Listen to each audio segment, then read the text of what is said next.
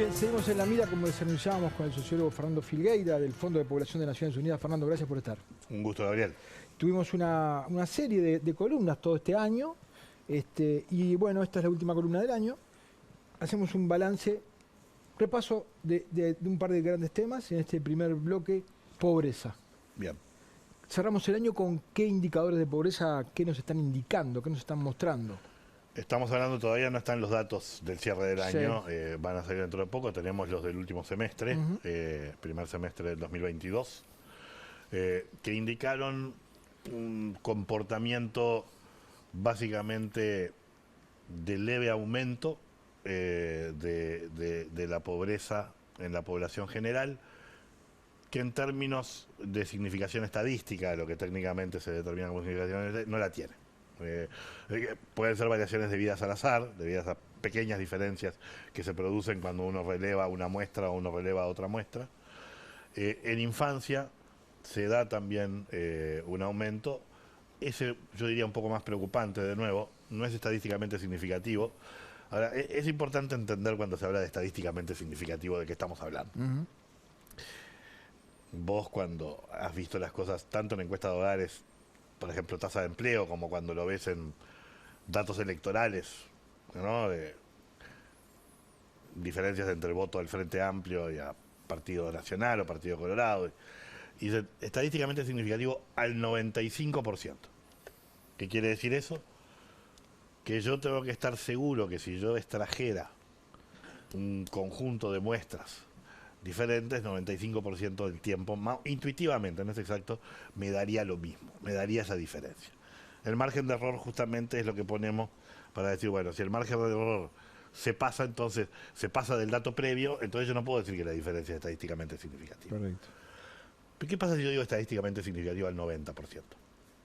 O al 85%? O al 80%?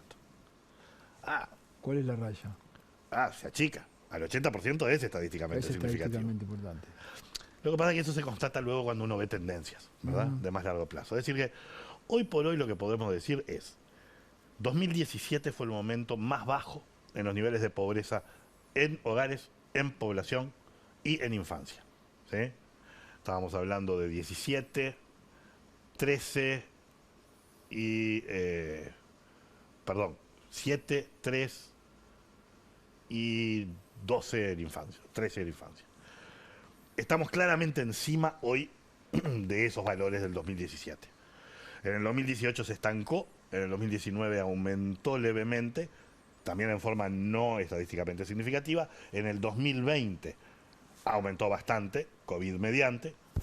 2021 se mantuvo dentro de la franja, con un leve aumento nuevamente no estadísticamente significativo respecto al dato anterior, pero sí respecto al 2017. Es decir, lo que sí podemos decir es que entre el 2017 y el 2022 el país retrocedió en términos de combate a la pobreza y en particular en términos de combate a la pobreza infantil.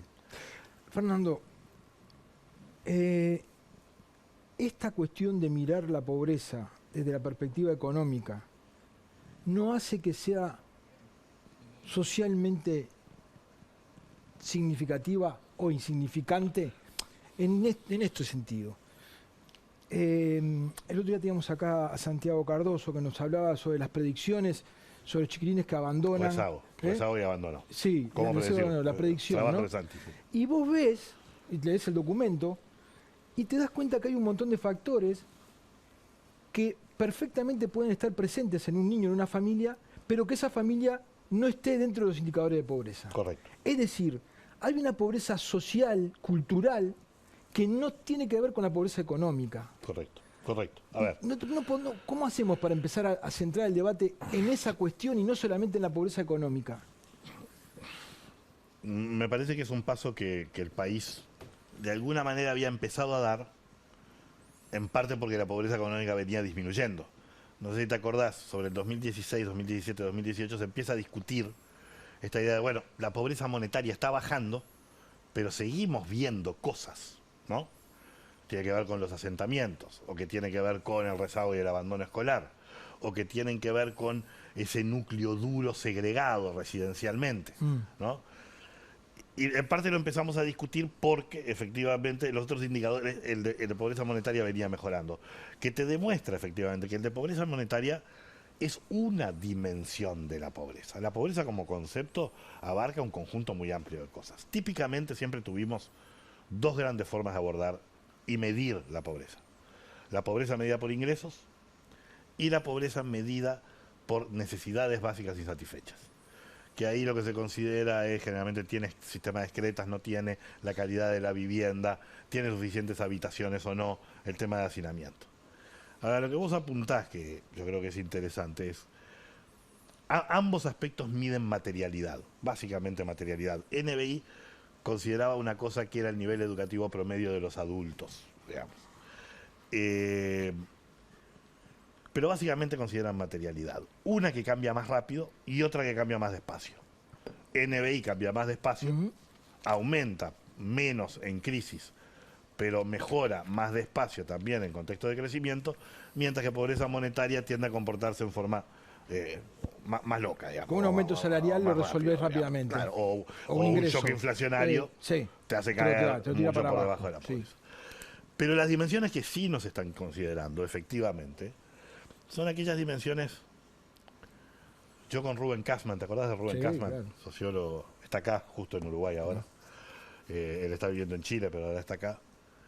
Y siempre se preocupó por estos temas. Él escribe mucho sobre el tema de segregación residencial, sobre las subculturas que se generan cuando hay segregación residencial, sobre la pérdida de los canales de integración social, en donde los ricos, los pobres y las clases medias ya no conviven en ningún canal común, ni del mundo laboral, ni de los barrios, ni del mundo educativo, ni de, ¿no? Y entonces se empiezan a generar circuitos diferenciados de segmentación y de segregación. Y eso construye luego lógicas de pobreza, pobreza cultural, pobreza de capital social, porque no tengo acceso a quien me ayude, o pobreza de modelos de rol, porque no veo modelos de rol, que generan luego este tipo de problemas que vemos en donde puede bajar la pobreza monetaria, puede bajar la pobreza por NBI, pero no nos aproximamos a ese núcleo duro de la pobreza y a un espacio incluso ampliado, más allá de la pobreza monetaria, en donde ciertas dinámicas y características comportamentales, estructurales y de carencias se repiten. UNICEF hoy está impulsando, junto con el Instituto Nacional de Estadística, creo que el Programa de Naciones Unidas para el Desarrollo, una iniciativa interesante que surgió de unos fondos COVID que llegaron sobre un índice de pobreza multidimensional, tanto para la población general como para la infancia en particular. Y me parece que eso va a ser un aporte importante. Pero no soluciona este otro problema que vos decís. Una comprensión, si se quiere, más sociológica de las dinámicas que tienden a reproducir la pobreza. El texto que habíamos escrito con Rubén se llamaba En la frontera del enfoque de activos y vulnerabilidad, que es un enfoque teórico, y remitía al problema de las orientaciones normativas de las poblaciones urbanas pobres, ¿sí? Como un tema donde Rubén siempre lo planteaba y nosotros siempre discutíamos con él y decíamos, bueno, pero para discutirlo, cuando nosotros discutimos ingresos, sabemos que hay una estructura de oportunidades de cierto tipo. No es culpa del pobre, ¿verdad? Sí. Cuando discutimos educación, sabemos que hay una estructura de oportunidades de cierto tipo. Bueno, cuando discutimos qué te tocó en suerte como orientación normativa, también hay una estructura de oportunidades. No es que todo el mundo esté expuesto a los mismos modelos de rol, a las mismas posibilidades de pensar en el tiempo a largo plazo. Pero aunque no lo estuviera, Fernando, sí, los hijos siempre están fuera. Siempre están en el ítem de no tener responsabilidades. ¿Me explico además, lo que te quiero decir? Digamos, además, claramente. En el caso de infancia es absolutamente claro. Pero incluso en el caso de jóvenes, adolescentes y adultos, digamos, uno tiene que pensar efectivamente que, al igual que la estructura de oportunidades del Estado, del mercado, distribuye diferencialmente los ingresos, distribuye diferencialmente la educación, el prestigio, también distribuye diferencialmente las orientaciones normativas. Pero ponele que ese ámbito, ese aspecto sea discutible, porque para alguna gente lo es, ¿no? Sí. Los pobres no quieren trabajar y viven del subsidio, etcétera, etcétera, ¿no? Sí. Pero en los niños no. En los niños no hay discusión. En el caso de infancia es absolutamente claro. ¿Cuál es la estructura de oportunidades del niño? La familia. Ese es el problema. Entonces, si yo quiero, es decir, la estructura de oportunidades del niño de 0 a 4 años, ¿cuál es? No es el mercado directamente, no es el Estado directamente, salvo parto y algún otro momento, ¿no? Educación al inicio. Es la propia familia. Entonces, si yo no protejo a las familias con hijos pequeños, yo no protejo a los hijos pequeños. Total. Es decir, ahí hay un tema de cuando discutimos la meritocracia, ¿no? Está bien. Y asumimos que hay meritocracia. Es inevitable caer ahí. En esa parte no la hay. No hay manera de asistir solamente a los niños. Ahora, hablando de pobreza, digamos, y para ir viendo esto, digo, Uruguay presenta, si se quiere, un rango de variación de la pobreza luego de que salió de la crisis dura, ¿sí? De aquella crisis, ¿no? Un rango de variación de la pobreza que presenta su mínimo histórico en el 2017, ¿sí? Su máximo al salir de la crisis y ahora presenta valores intermedios.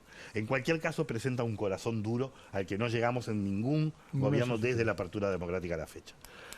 Presenta también, esto creo que es positivo, no sé Gabriel si vos lo compartís o no, pero mi impresión es que COVID, que tantas cosas malas dejó, tanto dolor dejó, y el cambio de gobierno que se dio conjuntamente, creo que saldó o debería haber saldado un debate. Creo que a nivel técnico-político lo saldó. No sé si a nivel político general lo saldó. Y es que las transferencias monetarias no son subsidios que se dan a la gente que no trabaja. Son una red de protección social fundamental para, como siempre te digo, la etapa demográfica del país que estamos viviendo, para apostar a que todos los niños tengan un componente básico de apoyos, etcétera. Yo creo que si no lo saldó, nos aproximamos a saldarlo un poco más. Bueno, parece no haberlo saldado para el gobierno, no, porque el gobierno sigue retirando las asignaciones familiares a quienes no mandan a los chiquillos a la escuela. Eso pasaba antes y pasa ahora y yo creo que es un error. Yo creo que es un error. Pero suprimió el límite de ingresos para las asignaciones familiares. Sí. Y eso es positivo. Eso es positivo, sí. Y está procurando expandir algunas prestaciones a niños, a familias con niños de 0 a 3. Se inclinó la balanza, claramente. Yo creo que se inclinó un poco. Espero que no perdamos eso, justamente. Está bien.